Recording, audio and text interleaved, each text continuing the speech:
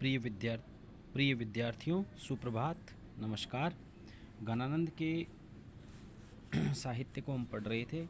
आज हम फिर आगे चलते हैं और 3 सवैये और एक कवित पढ़ेंगे। सबसे पहले हम बात करते हैं सवैये की।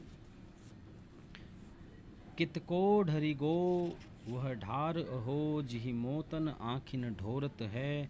अरसानी गही उही बाणी कछु, सरसाणी सो आनी निहोरत है। गन आनंद प्यारे सुजान सुनो, तब यों सब भांतिन भोरत है। मन माही जो तोर नहीं तो कहो, बिसबासी स्नेह क्यों जोरत है। कित शब्द का अर्थ यहाँ कहाँ है? कित को ढरी गौ वह ढार। कवि का स्वयं का ये छंद है, आत्मकथात्मक छंद है, जहाँ वह निष्ठुर सुजान को प्रेम तोड़ने पर उपालंब दे रहा है। कवि कह रहा है, प्रिय कित को ढरी गो वह ढार, अहो जिहि मो तन आँखिन ढोरत है। कि तुम्हारी कित को ढरी गौ व ढार। देखिए, ढरी शब्द का अर्थ है बहाव और ढार का अर्थ है ढलना, और ढोरत शब्द आया है इसमें पहली पंक्ति में, इसका अर्थ है ढुलकाते हो। कि हे प्रियतम, तुम्हारी वह मुझ पर प्रेम को बहाने वाली, ढरी का मतलब बहाना होता है, वह आदत जो है वो प्रवृत्ति जो है वो कहाँ जा डली। अहो जिहिमो तन आँखिन ढोरत हो, जिसके कारण तुम मेरी और अपनी आँखें ढुलकाती रहती थी, अर्थात तुम मुझे इच्छा भरी दृष्टि से देखती रहती थी। अरसानी गई उही बाणी कछु, सरसानी सो आनी निहोरत है। अरसानी का अर्थ है आलस और सरसानी का अर्थ है सरसता।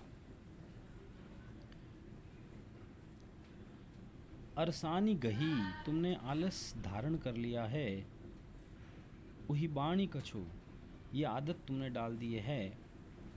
कछु सरसानी सो आनी निहोरत हो, तुम मुझे सरसता पूर्वक निहारती क्यों नहीं। घन आनंद प्यारे सुजान सुनो, तब यों सब भांति न भोरत है। घनानंद कहते हैं, हे प्रीतम सुजान, भोरत शब्द का अर्थ है भुलाना, छलना, ठगना। कि तुम मुझे इस प्रकार ठगती क्यों हो। मन माही जो तोरन ही तो कहो, विश्वासी स्नेह क्यों जोरत है।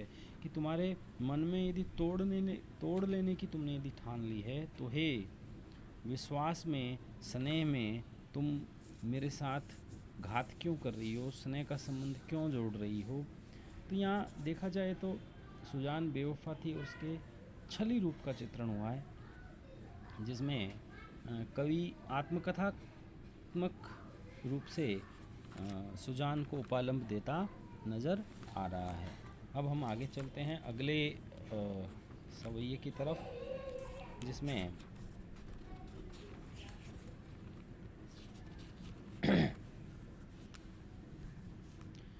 इत बांट परी सुधि रावरे भूलनी, कैसे उरानो दीजिए जो। अब तो सब शीस चढ़ाई लई, जो कछु मन भाई सु कीजिए जो। घन आनंद जीवन प्राण सुजान, तिहारिये बातिन जीजिए जो। नित नीके रहो तुम्हें चाड कहाँ, वे असीस हमारियो लीजिए जो। ये जो सवैया है, इस सवैये में कवि वियोगग्रस्त है, विरह में जल रहा है, और उपालंब शैली में कवि का आत्मकथन है कि हे प्रिय सुजान, इत बांट परी सुधी रावरे भूलनी, कैसे उराहनो दीजिए जो। कि इत बांट परी, मतलब इत बांट परी का मतलब हिस्से में आना। मेरे हिस्से में तो तुम्हारी सुधियाँ हैं, यादें हैं, स्मरण करना है। रावरे भूलनी, और आपके भूलना। रावरे का मतलब आपके भूलना। कैसे उड़ानो दीजिए जो, बताओ मैं तुम्हें कैसे उलाना दे दूँ, उपालम दे दूँ, क्योंकि मेरे भाग्य में तुम्हें याद करना और तुम्हारे भाग्य में मुझे भूल जाना लिखा है। अब तो सब शीस चढ़ाई लई,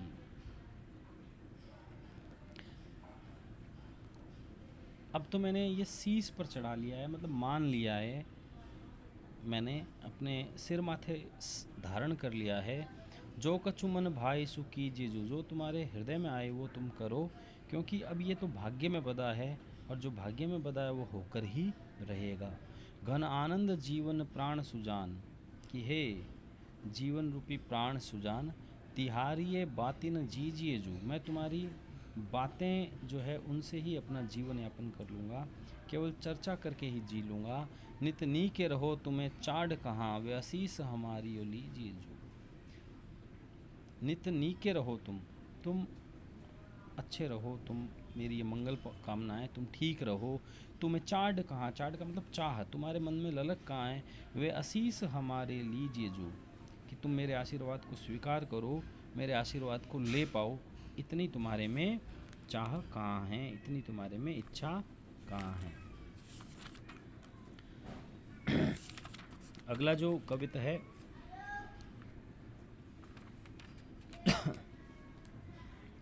अंतर में वासी प्रवासी को सो अंतर है, मेरी न सुनत दैया आपनियो ना कहो। लोचनी तारे हुए सुझाओ सब सूझो नहीं, बुझी न परत ऐसी सोचनी कहा दहो। हो तो जान राय जाने जाहु न अजान आते, आनंद घन छाए छाए उधरे रहो। मूर्ति मया की हाहा सूरति दिखेई ने को, हमें खोए या विधि हो कौन धो लहा लहो। ये जो कवित है, इस कवित की पहली पंक्ति हम देखते हैं, अंतर में वासी पे प्रवासी को सो अंतर है, मेरी न सुनत दैया आपनी ये ना कहो। यहाँ वियोग में उपालंब दिया गया है प्रीतम के प्रति कि हे प्रिय सुजान, अंतर में वासी, अंतर का मतलब है हृदय, हृदय में आप बसे हुए हो। प्रवासी को सो अंतर है, फिर भी तुम्हारे और मेरे बीच में जैसे कोई दूर गया हो वैसा अंतर है। मेरी न सुनत दैया आपनी ना कहो, ना तो आप मेरी बात सुनते हो, ना आपनी यानी अपनी कहते हो।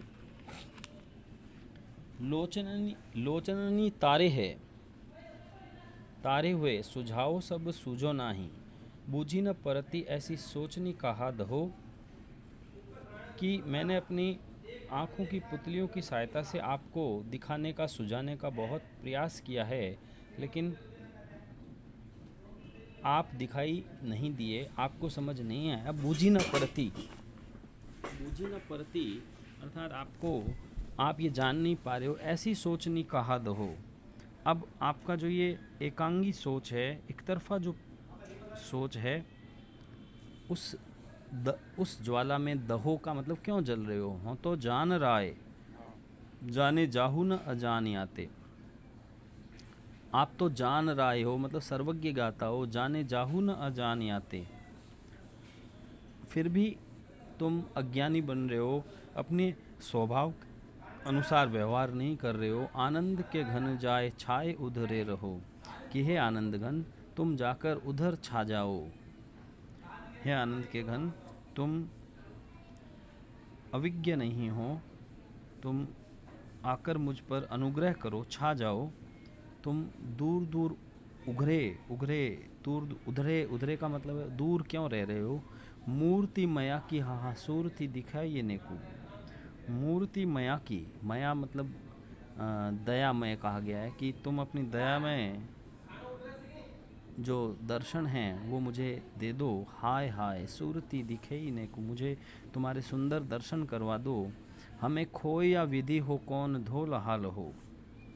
लहा लहो शब्द में ये लाभ की बात है, लहा का मतलब लाभ होता है।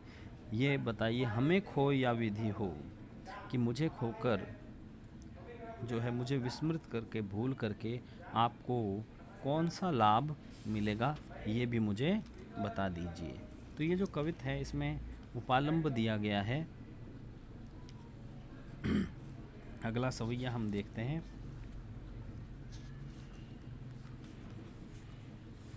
अगला जो सवैया है इसमें नायिका अपनी सखी से नायक के मिलन के क्षणों का चित्रण कर रही है। मधुरता का भाव है, संयोग श्रृंगार का चित्रण है। ब्रज भाषा में ये सवैया लिखा गया है घनानंद जी द्वारा, और घनानंद जी इसमें लिखते हैं, सुनिरी सजनी रजनी की कथा इन नैन चकोरण ज्यों बिताई, मुखचंद सुजान सजीवन को लखी पाए भय कुछ रीति नहीं। अभिलाषनी आतुरताई घटा तब ही घन आनंद आनी छई। सुबिहातिन जानी परी भ्रमसी कब है विश्वासिनी बीत गई। कि हे सखी,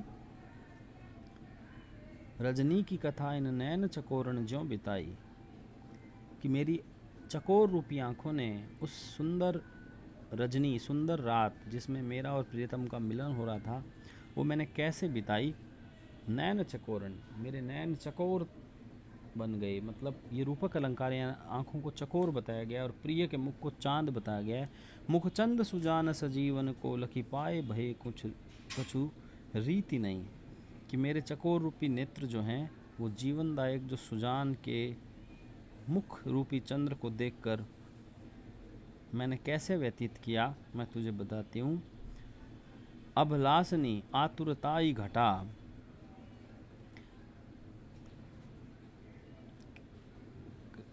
अभिलाषन आतुरताई घटा तब ही घन आनंद आनी चाहिए, कि जैसे ही मेरे चकोर रूपी नेत्रों ने उनके मुख रूपी चंद्रमा को देखा, त्यों ही विभिन्न प्रकार की अभिलाषाओं की, आतुरताओं की जो घटा है आकर छा गई। तब ही घन आनंद आनी चाहिए। उन अभिलाषाओं और आशाओं, आतुरताओं के जो बादल हैं वो आकर छा गए, मतलब एक प्रकार से हड़बड़ाहट हो गई। सुविहातिन जान परी, सुविहातिन जान परी भ्रमसी कब है विश्वासिन बीत गई। एक प्रकार की हड़बड़ाहट की घटा छा गई और ये नहीं जान पड़ा, एक भ्रम रह गया कि विश्वासिनी मतलब विश्वासघातिन रात्रि जो है कब बीत गई। मुझे तो मात्र ये भ्रम ही हुआ कि रात्रि हुई है। देखिए यहाँ पर देखें, जब संयोग में वियोग का वर्णन है, संयोग का समय जल्दी जल्दी बीतता है और उसके जाने का पता ही नहीं चलता, इस बात का वर्णन यहाँ घनानंद ने किया है। सवैया छंद है, ब्रज भाषा का सुंदर प्रयोग यहाँ घनानंद जी ने किया है।